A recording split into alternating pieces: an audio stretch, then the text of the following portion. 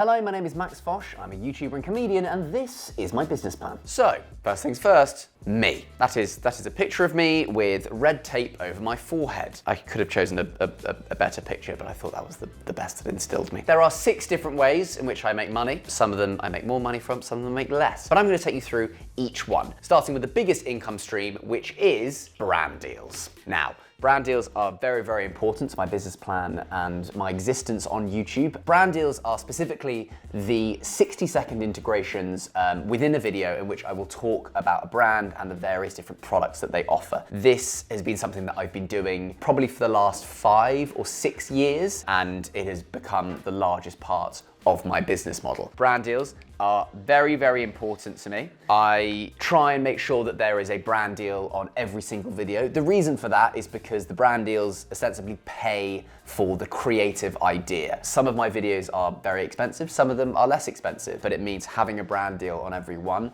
allows for me to pay for the creative idea. The channel has got 4.75 million subscribers, and I've been using brand deals probably since I was on about, 50 or 60,000 subscribers. Brand deals side of things equates to about 35% of the total revenue on the channel. I might have slightly put that in the wrong position, so let's just move that here. The first ever brand deal I ever got was with Bumble, the dating app. They basically paid for me to go and do a kind of a tour of various different cities and to interview students on nights out. I got paid £3,000 for that brand deal. I could not believe that amount of money that I was being paid to go and do what I was loving to do, what I was doing for free. It's now grown into the largest part of the business. The brand deals are very important because they allow me to pay for a lot of the creative ideas that I have on the channel. One of the biggest videos that I've done, I had a hot dog eating competition against a grizzly bear, in which we both had 75 hot dogs in front of us and we wanted to see who could eat more hot dogs. That video, for example, cost me around $25,000. It's very expensive to have a bear learn to sit at a picnic table and eat hot dogs. So here we go, let me try and do my best bear. It's more, I've just drawn Snoopy there. That's not a bear at all. I've kind of got to a position now where I feel like I have an opportunity to essentially make any video I want, which I find very, very important when it comes to YouTube, because I don't want to be confined with the videos I make just purely because they're not accessible in terms of fee. Now, I will also stress, I will add that the biggest videos that I made when I was starting out cost me 0 money. On YouTube, you do not need to succeed by having large amounts of money in order to create big videos.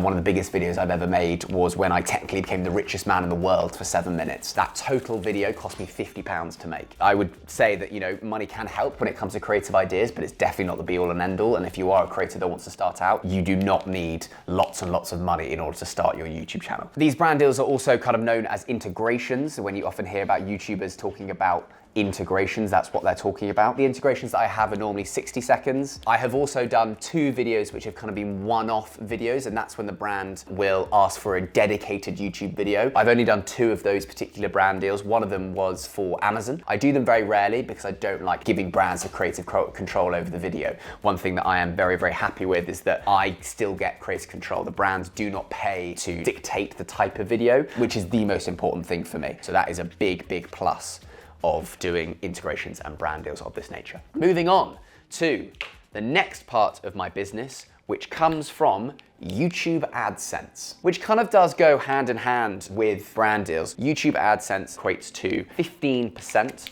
of the business model. Often people get kind of confused with the difference between integrations and ads. They are 2 different things.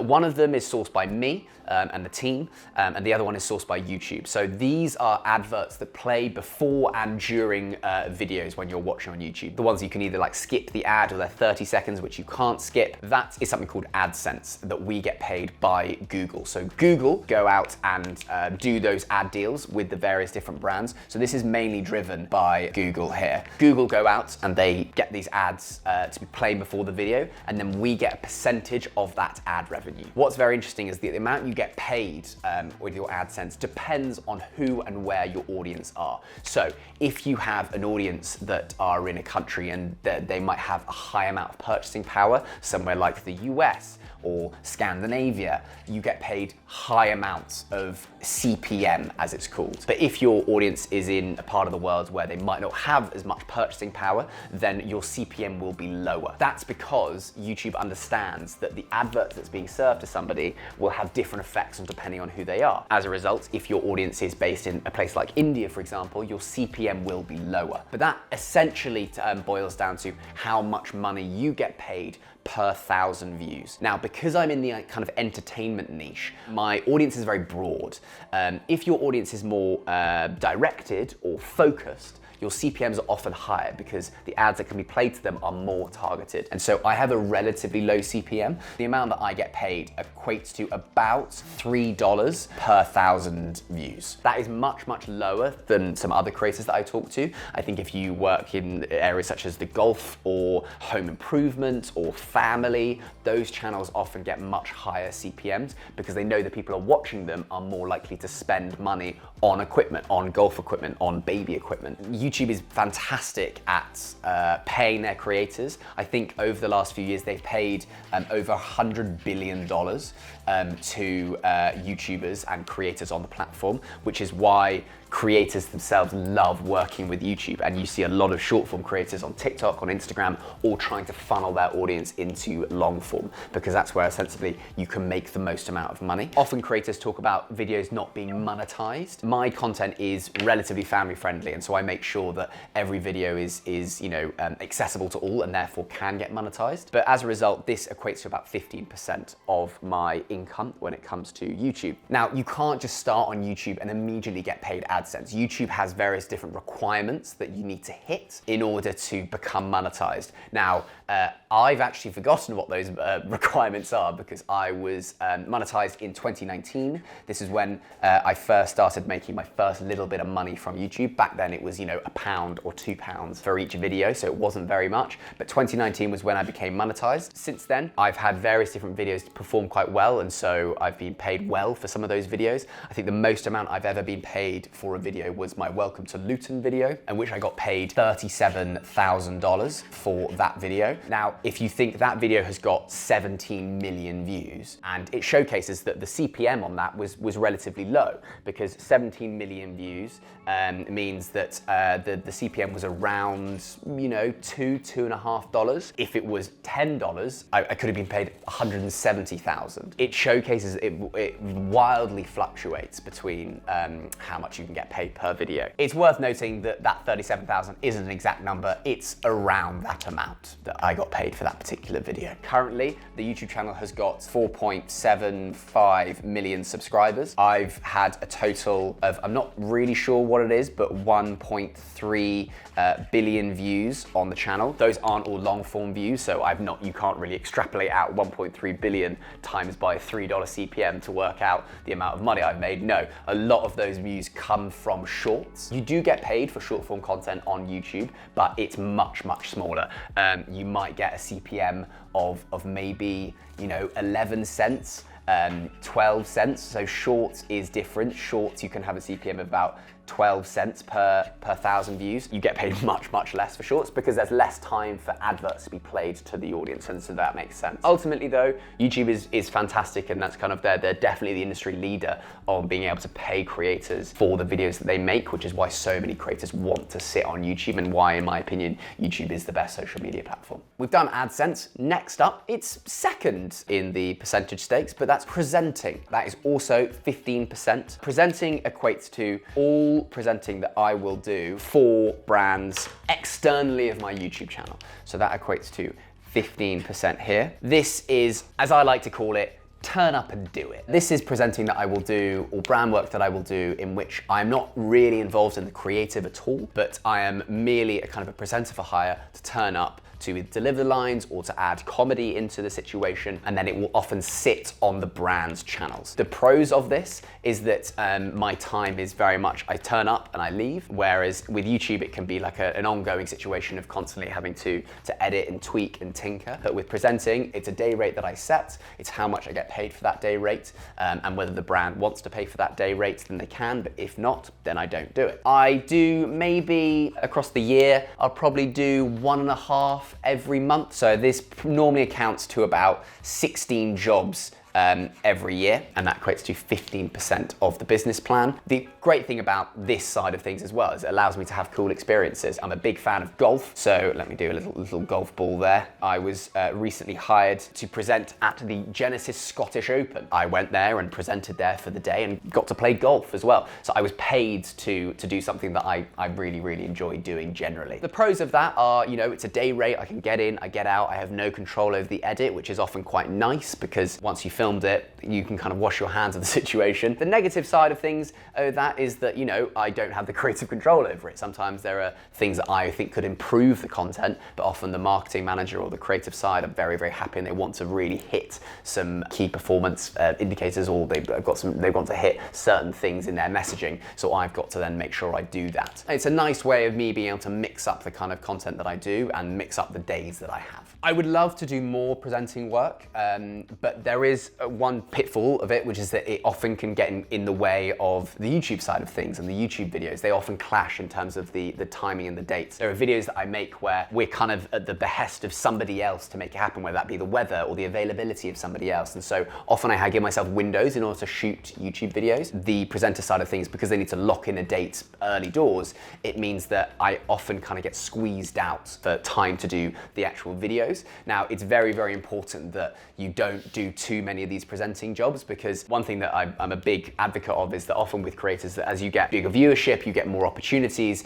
and you start to take those up other opportunities rather than spending the time of making the YouTube videos, which is why people are there in the first place. I will often say to creators that the only reason you're there is because people watch the videos and people enjoy the content. Make sure that you don't stop doing that. I thoroughly enjoy the presenting. It's taken me all around the world. I've had some really cool experiences, but I think they're probably going to keep at the amount of time that I provide to the presenting side, which is about 15 to 20 days a year. So, moving up to the fourth part of the business plan, which is, again, spoiler, another 15%, and that is stand-up comedy. Stand-up comedy is a huge part of my personality and my life, and it's also a pretty big part of the business plan as well, because it equates to 15%. The reason I started doing stand-up comedy was because when I started the YouTube channel back in 2017, often people would ask me, are you going to do merch? Back at that time, there was a lot of people doing, you know, t-shirts and apparel, and I didn't hugely just want to do another, you know, t-shirt with my name on it. I kind of rallied against the idea of doing any form of apparel,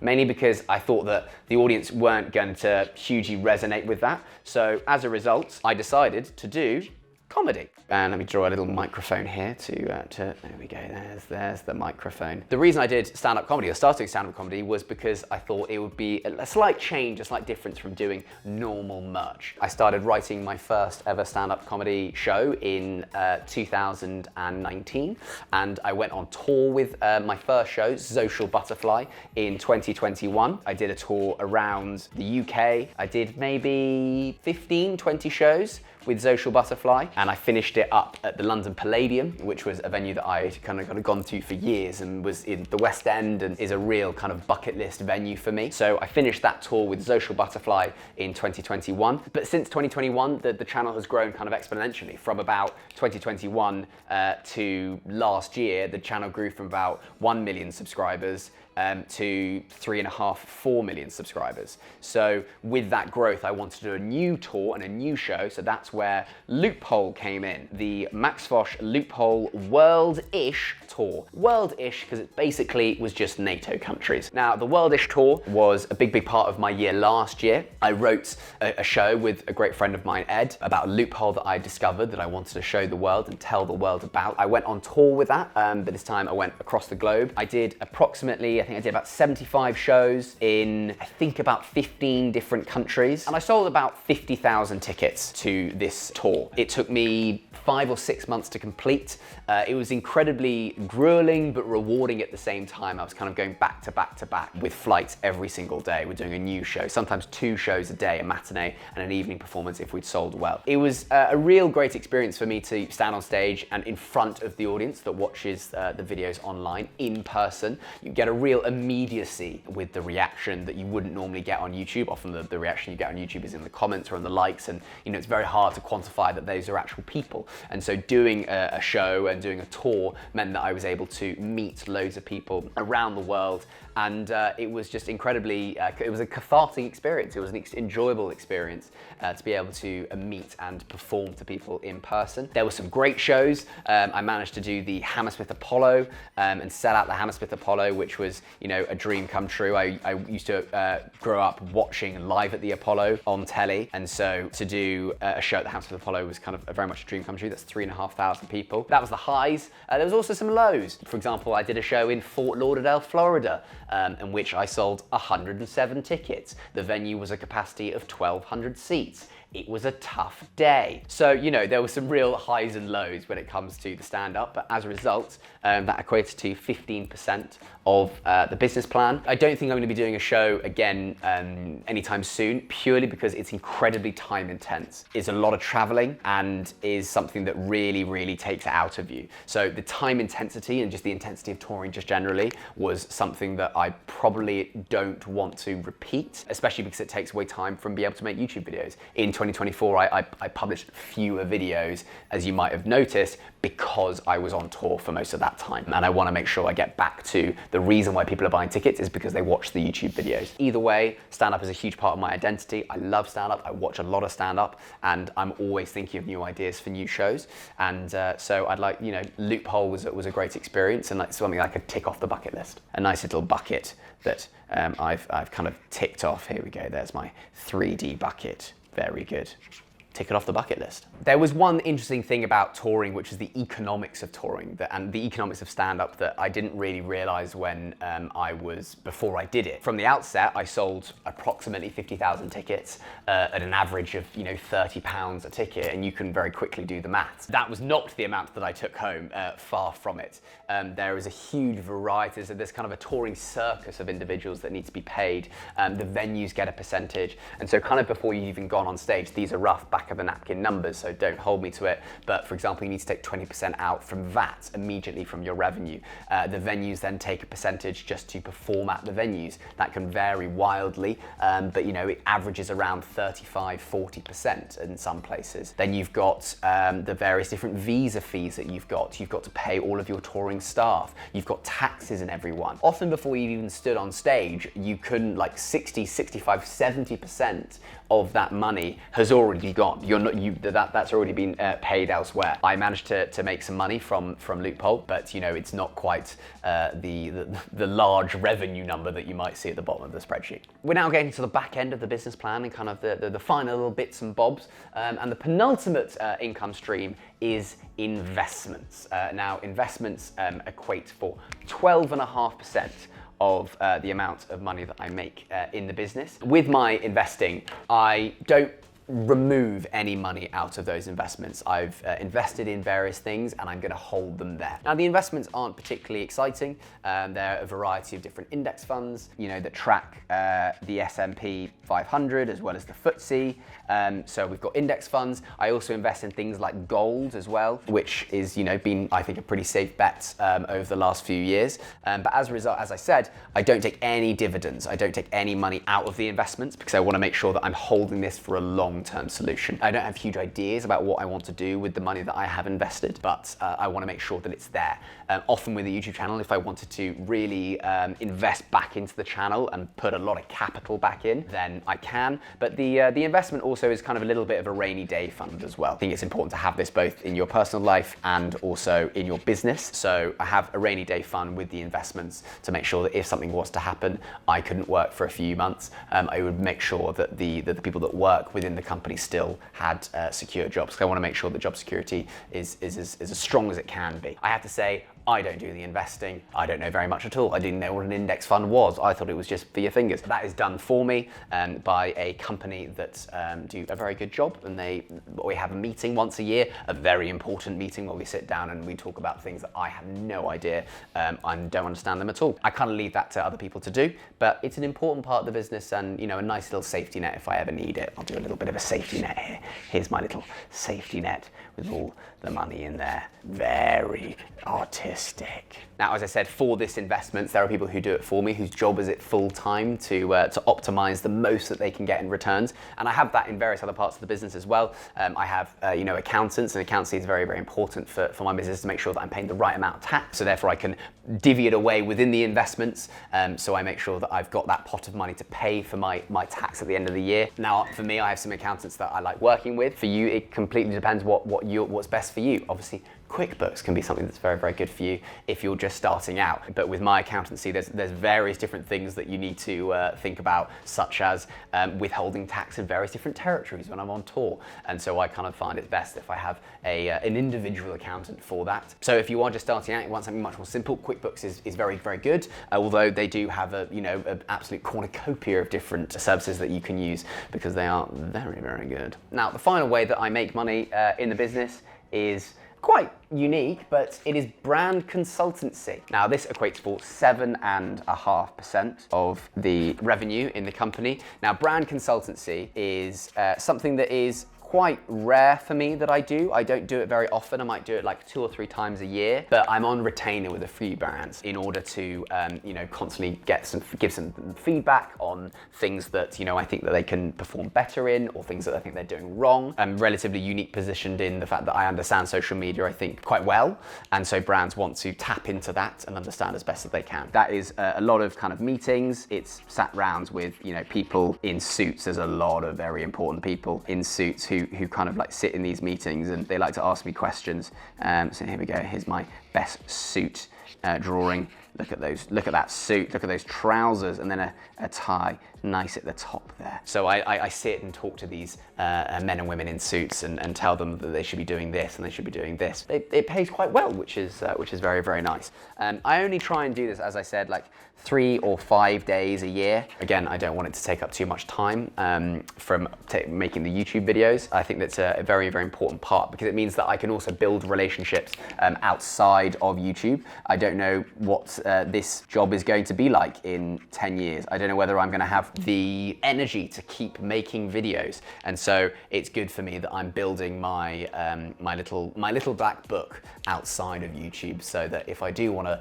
make the jump into the big bag corporate world, I can just get people on the blower very quickly. The brand consultancy takes about 7.5%. I can't name any of the brands I work with because I am under a strict NDA, and otherwise I will get in a lot of trouble. But I have done brand consultancy for German car manufacturers. There you go, you can take your pick. One benefit of doing a lot of the brand consultancy is I get to go into businesses and understand how they work, understand the structures. That can be really, really positive for me because it showcases I've never really run a business before. And so going into environments where there is, a lot of structure, it allows me to understand and maybe copy some of the certain things that they do in order to make my business as efficient as possible. It also opens my eyes as to how other people are tackling the content creation world. And there's been some really interesting things that I've taken away from these meetings. So I'm also learning a lot. So it's not only the money that they give me, but also the information along the way. Now, this is the business plan I have at the moment, but obviously there are lots of different ways and areas that I might want to expand into. There's one kind of area that I definitely think I should be doing, which is, Patreon, exclusive content. People want access to more information or to more content from me. And so I would always love to make some more paid content that can sit on Patreon. I know a lot of creators who do it, and they do it very, very well. And it allows you to further the connection with your audience and the creator. For example, I could start doing live streams of my ideation sessions. Now, that probably would be a little bit dangerous because I don't want everyone getting access to the ideas, but that could be one way that I could open up a paid avenue into the business. Another way would be products. I'm seeing a lot of creators make their own products and making their own fast-moving consumable goods. If you look at like shades from Nicole Milano, you look at Prime from KSI, rods from Will N.E. and James Marriott. These are ways in which they can get their kind of intellectual property in themselves to their audience on a daily basis. People could be buying sweets every day. They could be buying energy every day. They could be buying coffee every single day. There is a way that I've been thinking for a while, like, what do I love? I love mayo. If I was to ever make, my own fast-moving consumable goods, I think that would be mayonnaise. Max's mayo. I have mayo with everything. For example, I once had mayonnaise with a chicken chow mein. I think I'm best placed to have my own line of mayonnaise. So you might be seeing Max's Mayo coming soon. The final area that I think I could probably expand into, which is, everyone's doing it, is podcasts. Podcasts are brilliant. Now, one thing I love about podcasts is because it strengthens the bond between the creator and their audience. For example, at the moment, I make a video once every 2 to 3 weeks and it's 10 minutes long. So you're not spending that much time with your audience over a 3-week period. But if you're making content on podcasts, that can be an hour long and you could be making those once a week. And so the bonds that you form with your community is much, much stronger. In the office tour video, I showcase that I have a brown envelope of all of the old ideas that I have had that never really made the cut. And so there could be an opportunity to have a podcast in which I go and do those old ideas. The reason I haven't pulled the trigger on doing a podcast just yet is because if you want to make a great podcast, it requires a lot of your time. You need to really be dedicated to make the best podcast you can. It's not about just turning up and just recording for an hour and then being done with it for the week. You need to spend, I want to make sure that I'm making something that I think is really, really good, and I worry that it would take away from my time from other areas. So I think I might do a podcast at some point, but I want to make sure I've got the time frame and I want to give it 100%. Well, I've been Max Fosh. That was my business plan. You've been watching. Thank you very much. See you in a bit.